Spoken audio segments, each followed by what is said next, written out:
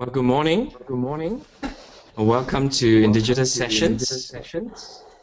We are on the We are topic of on the get topic off of get off your island and build island kingdom and build partnerships. kingdom We're partnerships. so glad you're We're so able glad to you're join us able to this join us morning. this And morning. for some of you, And for maybe some the of you, maybe afternoon the or the afternoon evening. or the evening.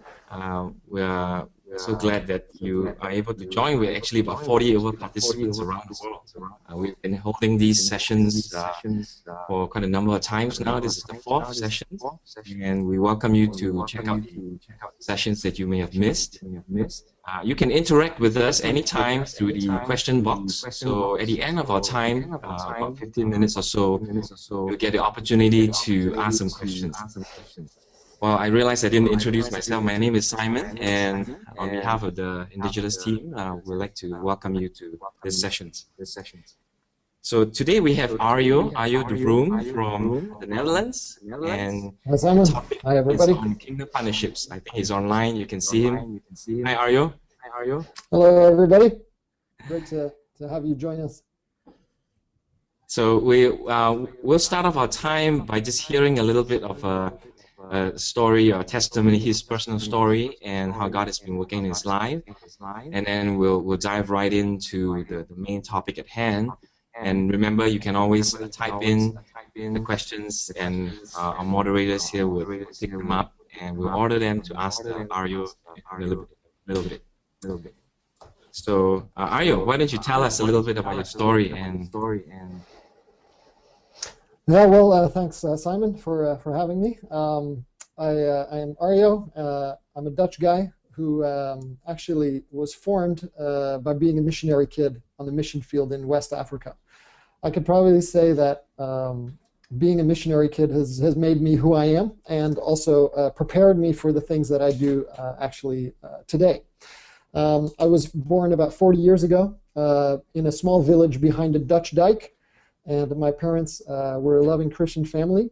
They went to church, but didn't really make a personal commitment until later in their life. This eventually led them to become missionaries in Burkina Faso. And I had the opportunity to go to an international boarding school in Ivory Coast. And that's where I grew up. It was a great opportunity. And during my teenage years, I made my commitment to follow Jesus. And one of the ones that really mentored me during that time was my first dorm dad, Evan Evans, and I'm still thankful for him up until today. He's really helped me grow in my faith and being a great example for me. And during one of the mission weeks at our school, there was one of the pastors who spoke, and I'll read the verse. It says from Isaiah 6, verse 8. It says, "Then I heard the Lord saying, whom shall I send, and who will go for us? And Isaiah said, here am I, send me." This is actually one of the verses that spoke to my heart and got me started on the path of becoming involved in missions work. And it was a few years later, in the year 2000, I was at an Internet Evangelism Coalition conference in Canada, where God spoke to me through Romans 10, where it says, how then can they call on the one they have not believed in? And how can they believe in the one whom they've not heard? And how can they hear without someone telling them? Well, that was for me the thing that God put onto my heart and got me started on this track. And since then, I've been available to where God leads, and that's been the reason why I've joined the Jesus.net network, and I've been actively working with them for about 10 years now. Mm-hmm. Just a short summary of my life and how God called me into this. Thank you, Aryo. Yeah, as Aryo has mentioned, he works with Jesus.net. He's part of the executive team, and this is a global organization of online evangelism, and they work with 50 over other Christian partners and organizations. And we couldn't find a better person to talk about partnerships, And so why don't we just jump right in? The title is "Get Off Your Island." So what do you mean by that, and why is this so important? Well, I guess I'll have to jump up with a picture just to kind of show you my fascination with islands. So if we could just jump to that, that'd be great. Okay, show my screen. There we go. You guys see the screen? Yeah. Yep. Well, Oops, sorry. Oh, shoot.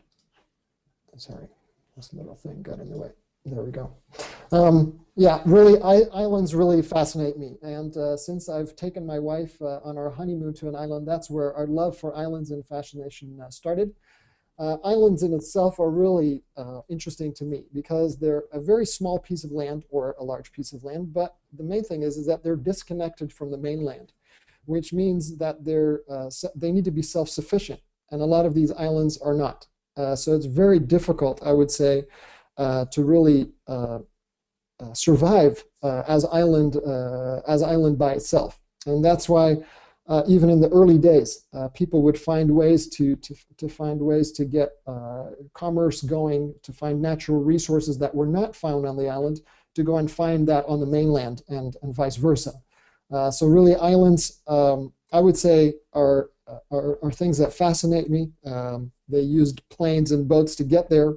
And when you look at ministry, that fascinates me as well for those ministries that are on an island, because I really believe that islands, in the end, will not be able to survive in life.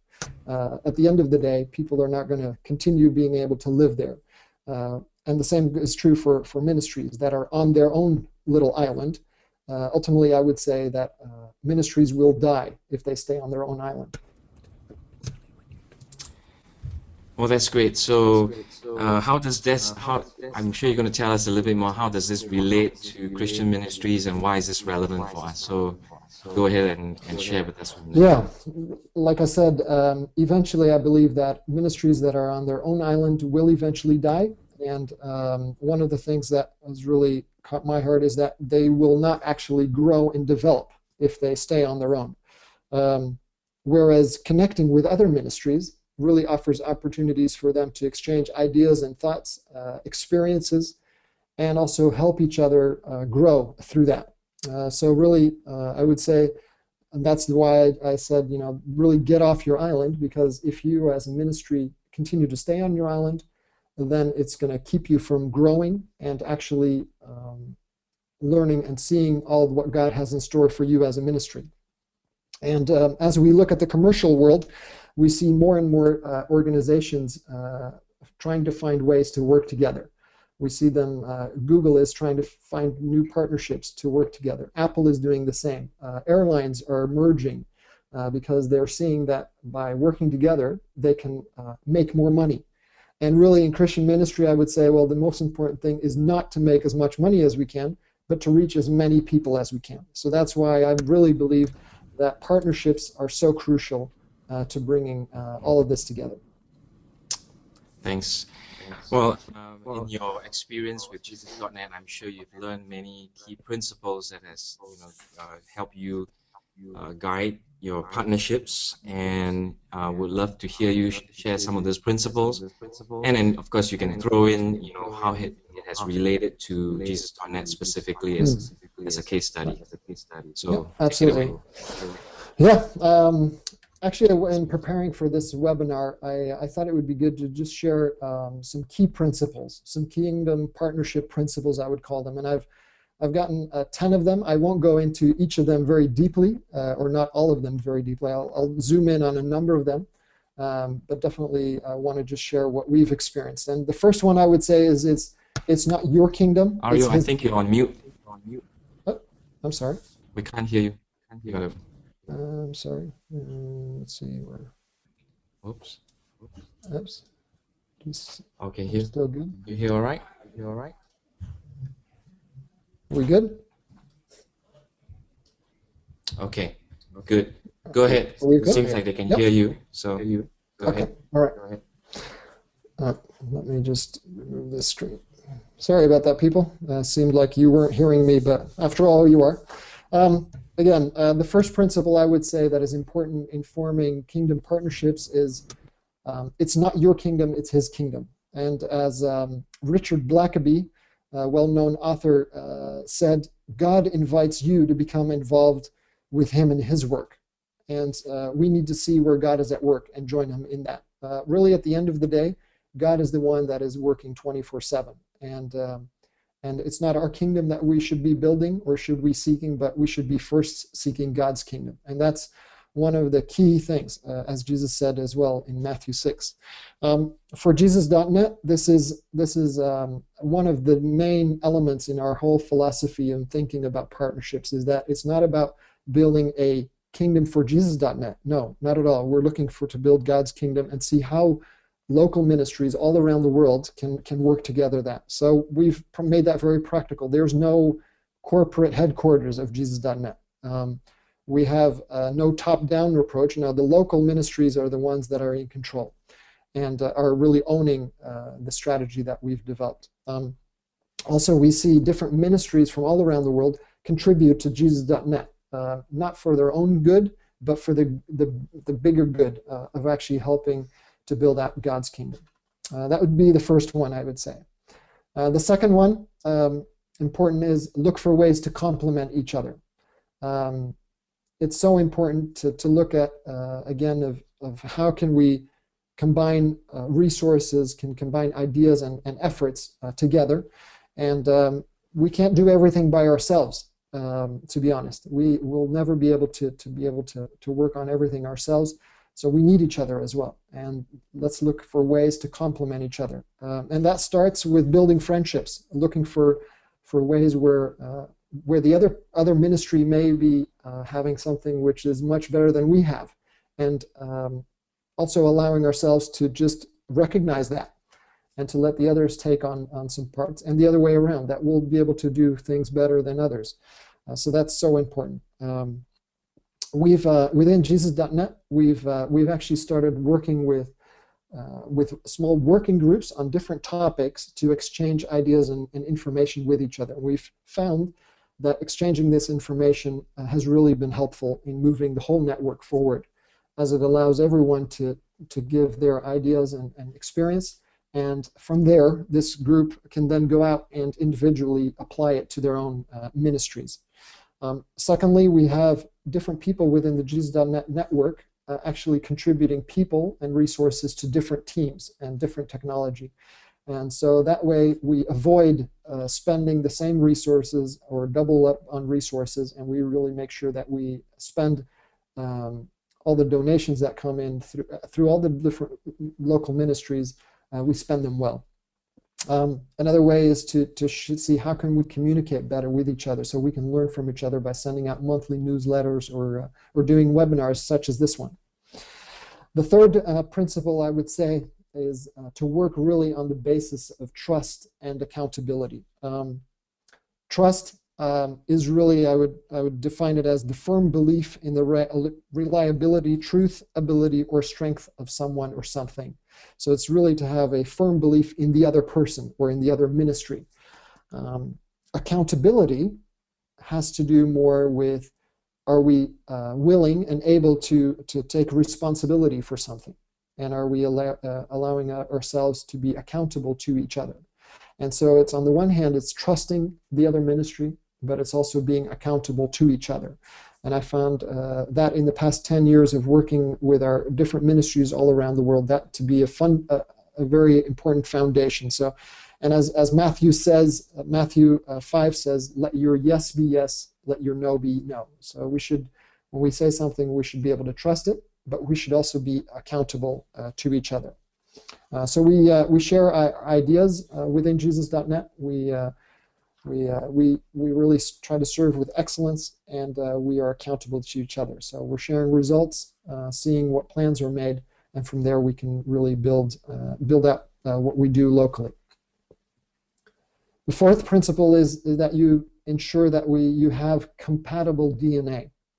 DNA, as you all know, is the makeup of our body. God had this incredible way of designing each and every one of us with a unique DNA. Every single person around the world has a unique DNA, but what is so exciting is that God wants to see where people have compatible DNA, where they can complement each other, like to the second principle which I shared. The DNA is what carries our values and our vision within Jesus.net. And whenever we meet new organizations who want to join us, that is one of the first things that we try to find out. Is there a compatible DNA with a particular ministry and the network of Jesus.net. We've even taken that very practically and developed what we call a DNA test. And it's actually a DNA check in which we ask a number of questions just to double check, is the DNA that Jesus.net has compatible with the local ministry and the other way around. And that has really helped us to form solid partnerships throughout the years. The fifth principle, shortly, is to be transparent about your motivation and expectations up front and throughout the whole partnership. And this is our experience as well, that it's so important to share your motivation and why you want to do something or why you're involved in ministry. Because once we do that, we can really see if there's a connection and a compatibility.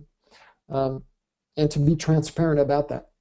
We can be all excited about working together, but if the real motives are more about how can we serve our own agenda, then we're not really being transparent enough. So we should really be upfront in a partnership. It's important to really share that motivation upfront. That will also most likely avoid conflicts in the future or help avoid them to become too big. So really, what is your motivation and expectation of a partnership? That's why every time I sit down with a new partner, I ask them that question: what do you expect from joining Jesus.net? And that's an important question because it allows them to give ideas about that, but also gives me the opportunity to tell them whether that's a realistic expectation or not. So that's one of the things that I've learned from all these years as well. The sixth principle, I would say, that is so important for kingdom partnerships is to define a common dream, to set goals and to measure the outcome.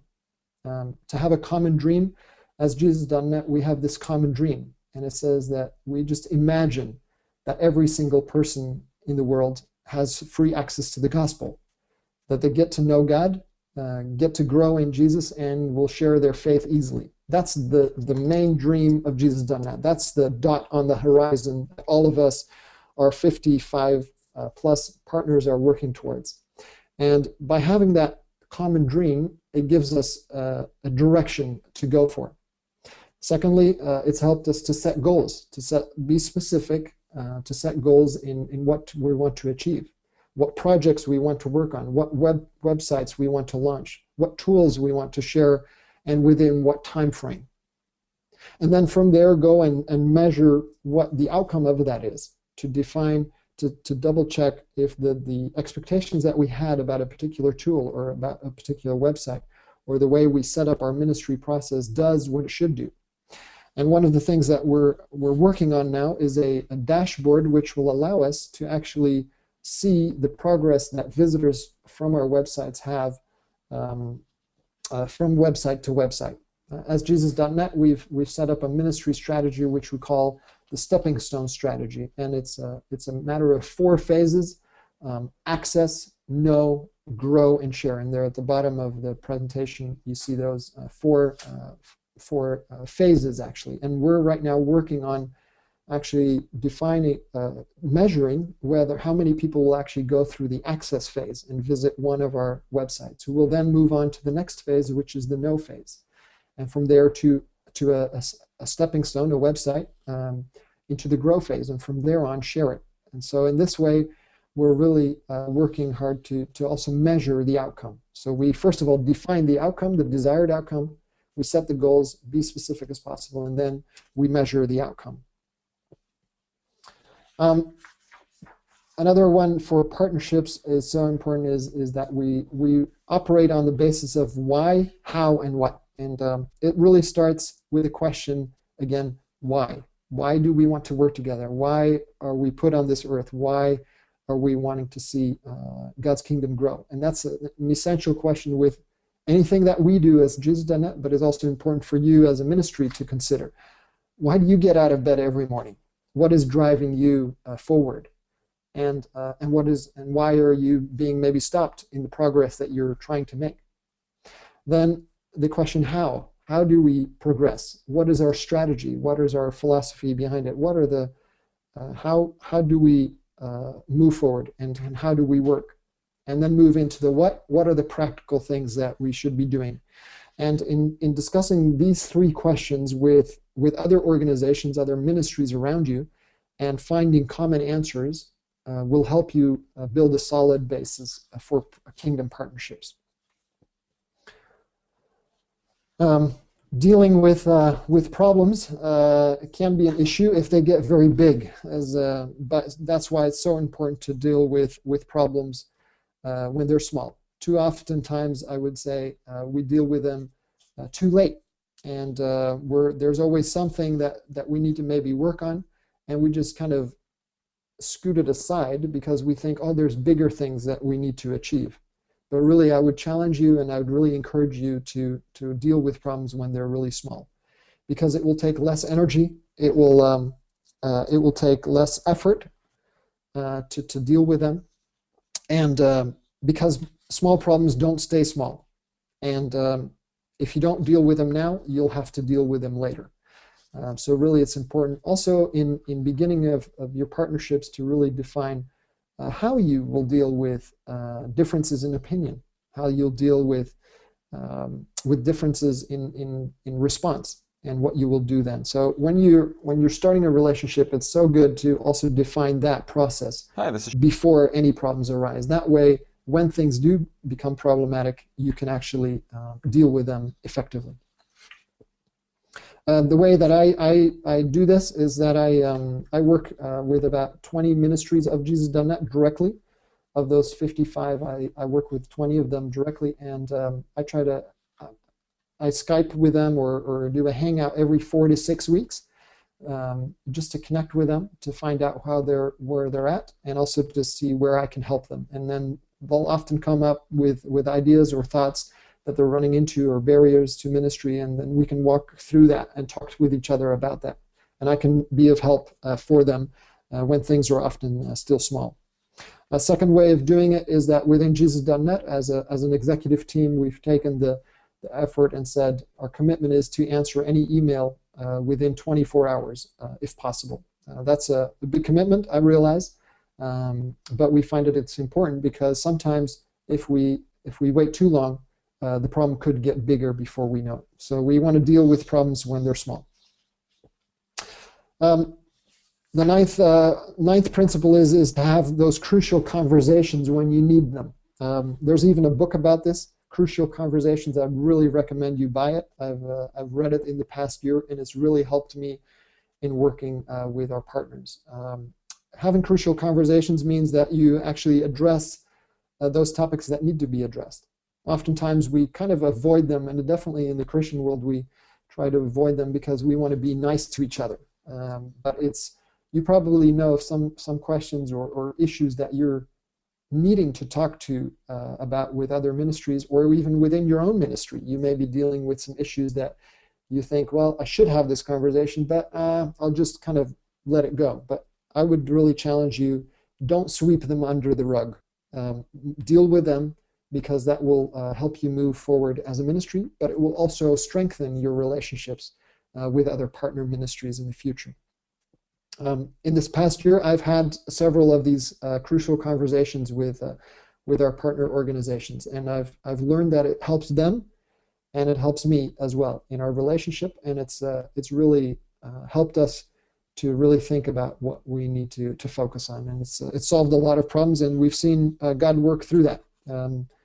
To be honest, we've had to end some of our partnerships as well because things just didn't go the way that we had expected to go and they had expected to go. But having that conversation also allowed both the ministry as well as Jesus.net to move on. And just to illustrate that from a biblical point of view, it's like Paul and Barnabas.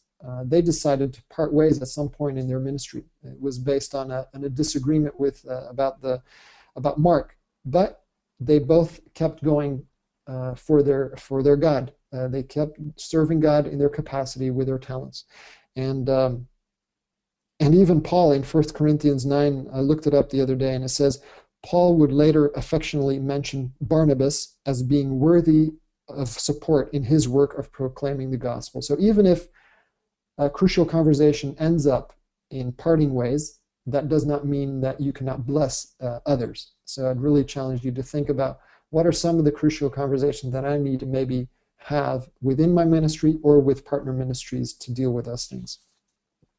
And last, but certainly not least, have a sense of urgency. I mean, there is a world to save out there, and I know that the dream of Jesus.net is huge, to reach every single person of the world, and whoever you are in your ministry, wherever you're at, there is a lot of people that don't know Jesus yet, and that gets me out of bed every morning, and gets me motivated and driving to work, to get on a plane and work alongside ministries to see what can we really do to help bring the gospel to people, and to also help them learn who Jesus is, but then to grow in their faith.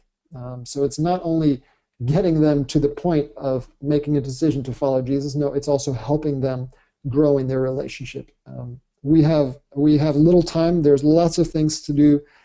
So let's really get that sense of urgency for us and develop importance, because time is running out. Let's be aware of that as well. So those are, I would say, the 10 principles that I would say that are key to forming kingdom partnerships and to getting off that island. You can reach out to others to really move forward, both for your ministry and also to look how you can help others join in that as well. Wow, Arjo, that was excellent. I personally picked up a few things that I thought were really helpful. I like number 5, where it talks about being transparent about your motivations and expectations. Great questions you have there. What motivates you to join? What are you hoping to see? What do you expect to contribute? What do you expect to gain? And it is a win-win situation that we are desiring.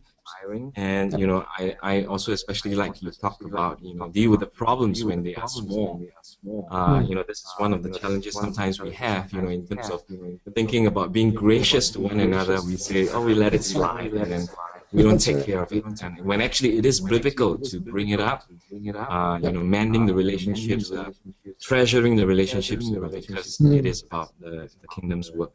And then the final point you talked about, the sense of urgency. In a little while, I'm going to ask you also. I know that even with the wealth experience, it's not always smooth sailing. You have already shared some of those examples. We want to hear some of those challenges. And I know out there, the 40 of you that are on this call, you have many questions in your mind about how this applies to your ministry. So feel free to type in your question box, and then we'll take your questions in a little bit. So Arjo, would you just share with us, in your context, what are some of the challenges that you faced, and what have you learned as a result of that? Yeah, absolutely. As you said, Simon, these past 10 years of Jesus.net have not always been a smooth ride, and it's still not a smooth ride. It's those lessons that we learn as we go. So I would say kingdom partnerships is hard work. I'm not going to make it any easier. It takes effort, it takes energy, and it takes perseverance. And that's some of those things that were really that would I would say really form maybe the challenges and that make it difficult. Also in a global context are a few of these that I'll just put up on the screen. It's first of all, it's some of the cultural barriers or some of the cultural differences, I would rather call them.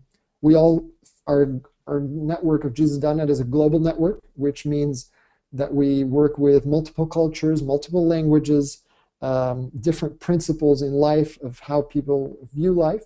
And that in itself is already a challenge. I had the opportunity, as I shared earlier, to grow up on an international boarding school. And in 4th grade, I was in class with 20 students, and there were 15 nationalities. And that really prepared me, I think, for the way that I do the work now.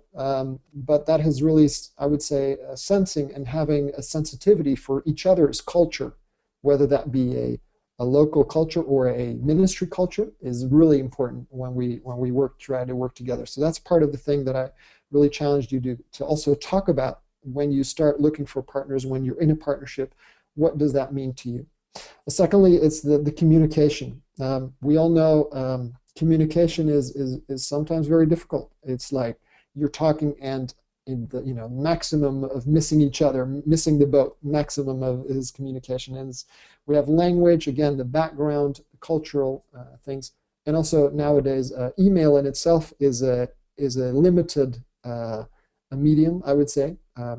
Technology can be a limiting factor as well, as we find ways to find the right tools. As Jesus done that, we've spent significant times in finding how do we communicate best with people online, with our searchers that we're trying to reach. What are those elements? And I could do a whole other webinar on what it takes to communicate with searchers online, but that's one of the challenges of how do we figure that out. Also, in terms of partnerships, what are the right tools to communicate with each other? What are some of the technology instabilities? I mean, Hangout, Skype can be unstable at times. Reaching out to each other from Africa or from Asia, I've been in several situations where I've had a very low bandwidth and tried to Skype with one of our partners, and it's just challenging at times. Health, and I'm not talking about actual health of a person, although that can be a factor, but the actual health of a ministry is something that we, as Jesus Done That, we're really keen on figuring out how healthy are our partners and how can we help them to become even more healthy. Because I think only from healthy partners we'll be able to see healthy fruit. So also looking at the ministry process. How healthy is your process? Is it focused only on one aspect, or is there a whole ministry process in place? Those are things that I would challenge you to think about as well. Selecting, for us as a network, selecting the right partners who can help us out in different ways, and how can we support the different ministries the best way we can.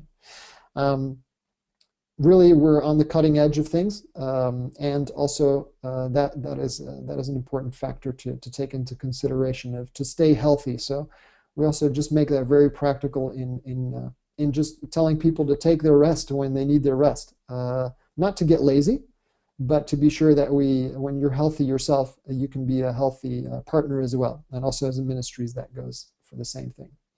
And the last challenge I think I would say we face is a spiritual one. We're doing God's work, I believe, and many of you are in the same type of ministry or are working in different areas of God's kingdom, and we're all doing God's work. But there is one enemy that doesn't like it, and he'll try anything to try to divert us, to take us off track, and that's one of the challenges. So I would really challenge you, and I challenge myself regularly, to ask people to pray for you. I know what the power of prayer can do, and just have a set of guarding angels around our work and around your work is so important. So that's just crucial also to move forward. And as I said, the enemy is busy trying to get us off track. Let's not let him give him that room to actually do that. So those would be, 5 challenges that I would say that would really be something to consider and also to be aware of in working together with others.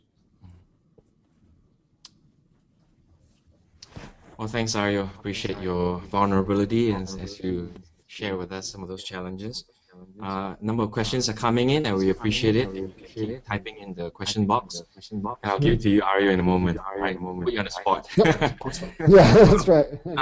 Well, as we wrap up this session here, what would you say are the main results or the fruit that has come out of the Kingdom Partnerships, at least for you in Jesus.net, and the joy of partnerships, and whatever you've seen as a result? Yeah, I would, Simon, I would say, and to all of you, it's really not about transaction, it's about transformation. And when I say it's not about transaction, it's not the question, what can I get from you, or what do you want from me? But it's much more about what kind of transformation do you want to see? First of all, in the lives of the people that you're trying to reach with your ministry. What transformation do you really want to see happen? Secondly, what transformation do you want to see in your partnership? A transactional model, I would say, is me going to the supermarket, buying my groceries, paying at the cashier, and walking out the door. I have a transactional relationship with the cashier at the supermarket. But really what we're looking for in kingdom partnerships, or should be looking for, is transformation. And when we look at that, we see growth in our relationship with Jesus, with God, in our own life with Him. That's the first one. I would say see fruit and growth in our personal relationship with Jesus, because that, at the end of the day, is the most important thing. Secondly is I see growth within Jesus.net and in my own personal life with others, in relationship with other people. I am dependent on others to keep me on track and to keep me accountable. And the same is true for Jesus.net. Jesus.net is there because of all the different partners that are owners of it and are engaged in the network. Without these partners, there would be no Jesus.net. And so we really see growth in the partnership with, in the relationship with others. And thirdly, we see fruit in your ministry, and that's what you ultimately what you're hoping for and you're hoping to see, and that's what we're hoping to see, and we're seeing it more and more, is that we're able to reach thousands of people every day. About 4,000 to 5,000 people each day on one of our websites indicates they want to take a step forward in knowing God, and that's fruit. Eventually, if they end up in a local church, that's where we want to see people end up.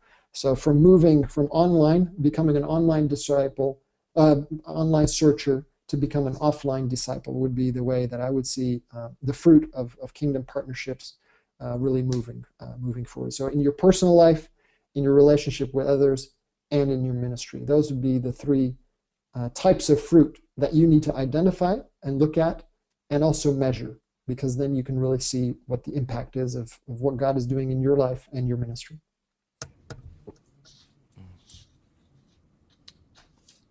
Well, thanks, Arjo.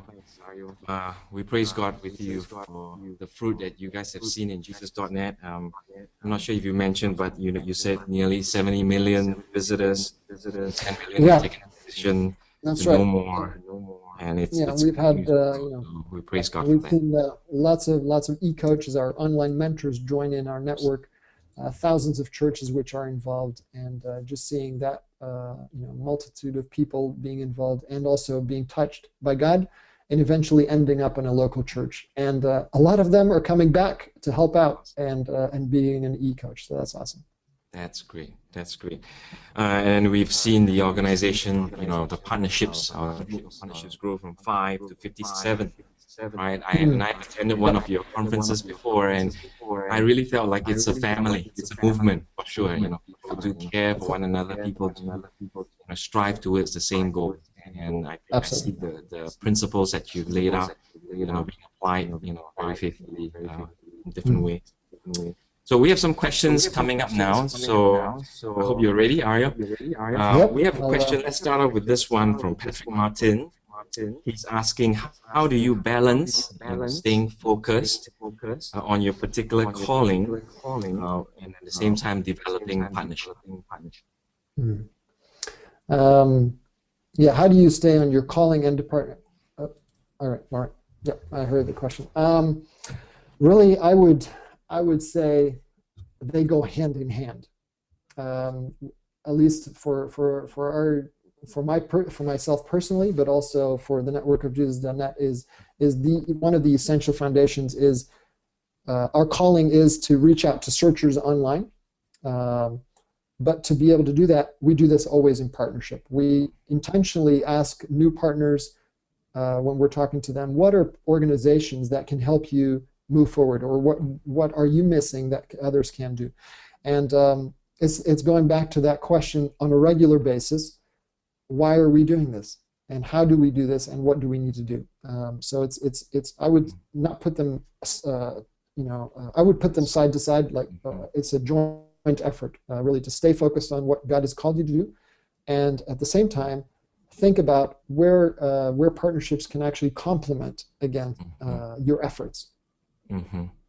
So I hear that it's not just an either or, it's a both and I guess wisdom is discernment is required to know how much of time you put in one of those. Right.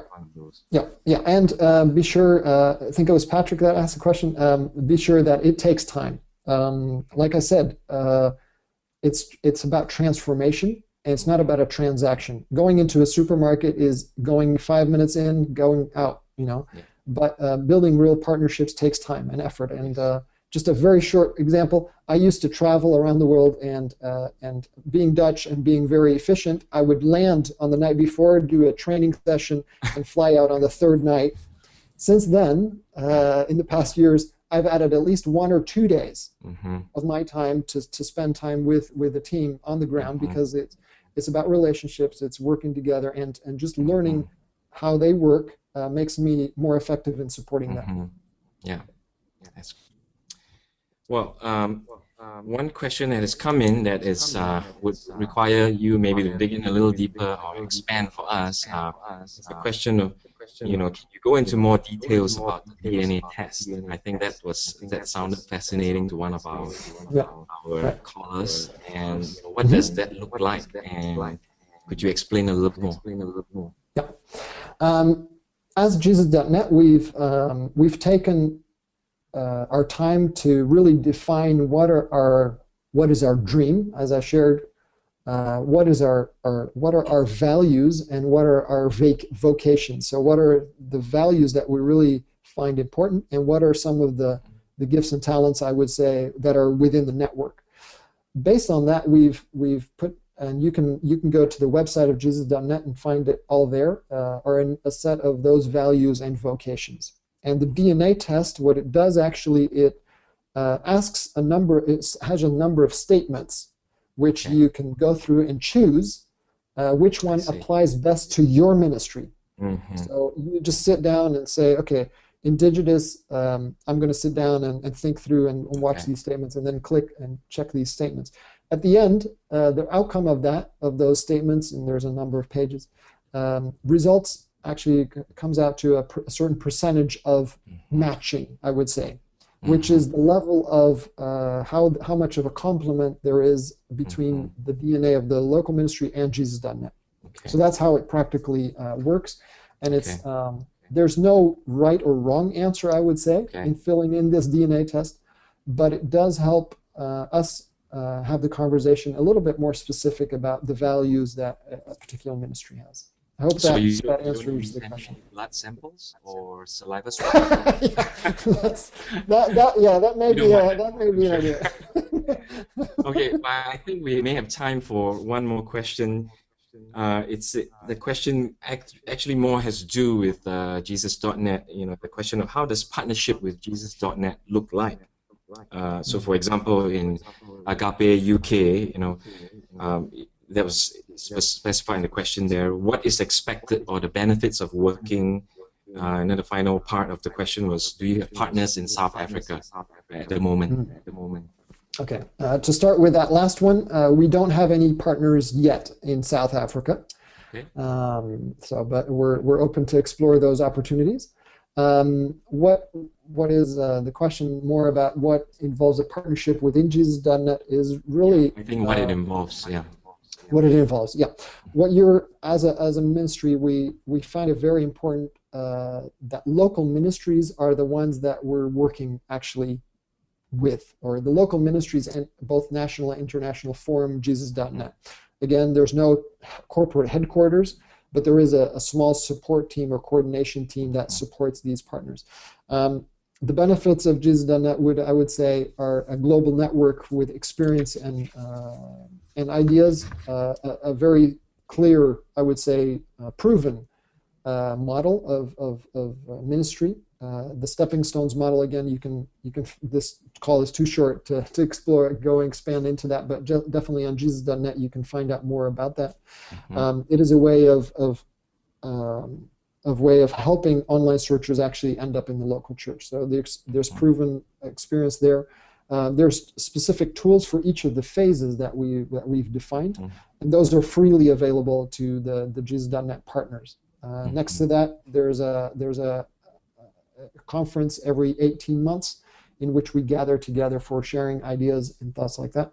There's technology out there that is available to all the partners, and it's not only receiving, because now it says it feels like maybe Jesus.net gives, it does, but we're also expecting our local ministries to contribute, whether that be in ideas, whether that be in innovation, maybe in technology. We have a number of technology partners within the network who actually day to day develop new technology for us, and that all gets brought into the network and then shared with all the other partners for that. So that's just a very short kind of explanation of what a partnership would bring. Yeah. And I'm sure if anyone is interested here, they can write to you. Absolutely. Absolutely. rjo@jesus.net. Is that correct? That's correct. Yep, that's correct. Absolutely. That's right. Excellent. Yep. Well, we have a little bit of time left, but we wanted to make sure that we present to you, the callers, an opportunity to apply these in your own context. And we have, Arjo and I have talked about this, and we've come up with some homework, some application questions. Do you want to present it, or do you want me to read them up? Yeah, go ahead. I'll put it up on the screen, but you can present it.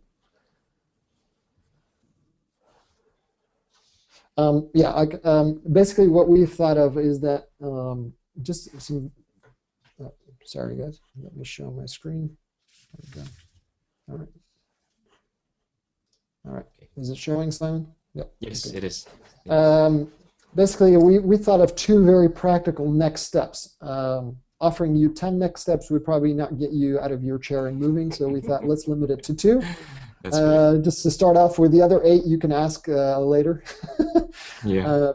Think of the 1 or 2 steps that would take you towards either new partnerships or strengthen existing partnerships. I think it's important to just sit down, even after you finish with this webinar, or maybe tomorrow or early next week, is to sit down by yourself or with your team, just to think of who are our partners, or who could be our potential partners that we could work with in our area of ministry, and how can we strengthen that partnership. And it could be, make sure that you use some of those principles that I talked about.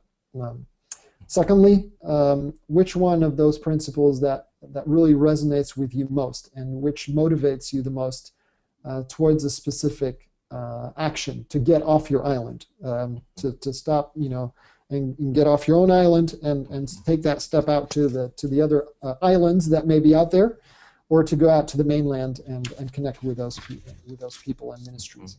Which of those principles that I shared would be helpful to get you moving into that direction? Oftentimes I say you don't have to know the entire route it takes, the entire road it takes to get somewhere, but the important thing is to start. And I would really challenge you again to really take that first step to move towards strengthening existing partnerships or finding new partners. Excellent. Well, we want to encourage you guys, make this practical for you, and this is important that you take the next step. And our desire is that this adds value to you in your ministry and your work. We want to let you know. I think you should see on your screen now that. In just a moment. Okay, you can see a screen on the next sessions. That is on March 3rd, 24th, on Writing for the Web by Justin Stowell. He's the crew brand manager, and I think this will be an excellent session for you to discover, how writing relevant content that can connect with your audience. So this is, watch out for it. Again, the website is at our indigitous.org/sessions. One other thing that we want you to take note is that you can go to the website to relive or re-listen to this sessions once again, or to share it with somebody that may not be able to make it, and then also, of course, view the previous sessions that have been recorded. Once again, we want to thank Arjo de Vroome for making time to share with us. We are really glad that these principles are distilled in a concise and practical way, and we hope that it will take you further in the ministry that God has called you to. Thanks, Arjo. Appreciate you. You're welcome. glad See to you be in acquainted. March. We'll catch up more. Yeah, that's right. Looking forward to it. Well, thanks again for joining us on Indigitous Sessions. Right after this sessions, as you hang up from the call, you should get a survey. And it's just 3 or 4 questions. We appreciate if you give us your feedback and give us your comments and let us know how we can improve. We really want to serve you better. Thanks again very much. We hope you enjoyed Indigitous Sessions. Thanks so much. Bye-bye.